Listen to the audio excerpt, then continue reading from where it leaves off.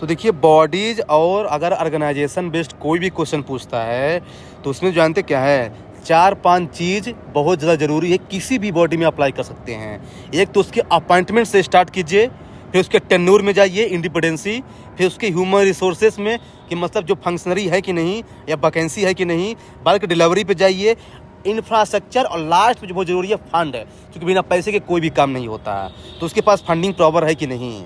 अब देखते हैं इसको हम इम्प्लीमेंट करते हैं PYQ में।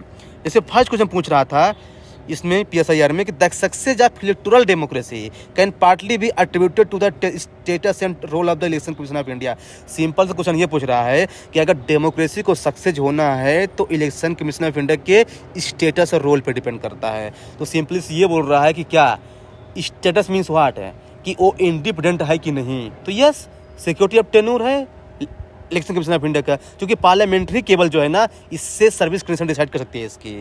रोल पूछ रहा है तो आपको रोल पता है भाई क्या क्या करता है ये, तो आप लिख डालिए पूरा, pre election, during election, post election, लिख डालिए।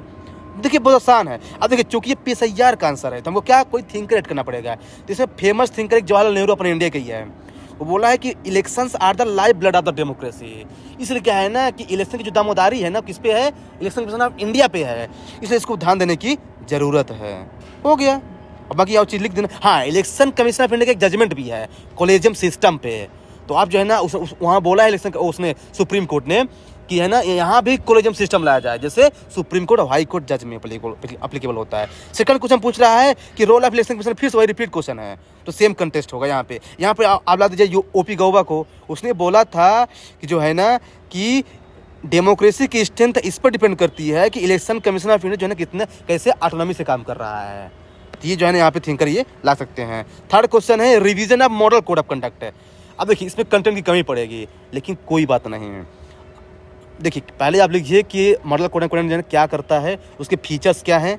फीचर्स क्या आपको पता ही है भाई कि इलेक्शन के डेट से ये इंप्लीमेंट हो जाता है और रिजल्ट तक रहता है। नीड क्यों है भाई, क्योंकि भाई ये इन्फोर्सिबल नहीं है, कोई क्लियर नॉर्म्स नहीं है, डिले होता है, टाइमली इसमें कोई प्रोविजन नहीं है। सजेशंस पहले इसको इन्फोर्सिबल बनाओ, डिजिटल से लिंक कीजिए, हो गया, कंप्लीट हो गया, 2 पेज कंप्लीट हो गया।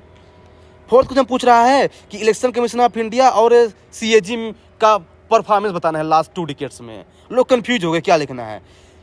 देखिए बात वही है, आप लिख दीजिए इलेक्शन कमीशन ऑफ इंडिया में क्या लिखते हैं, नोटा लाया उसने, स्वीप लाया इसने, अभी स्पेशल इंटेंसिव रिवीजन लाया बिहार में जो चल रहा है इलेक्शन, कैक का क्या 2G स्पेक्ट्रम, कॉमनवेल्थ गेम्स।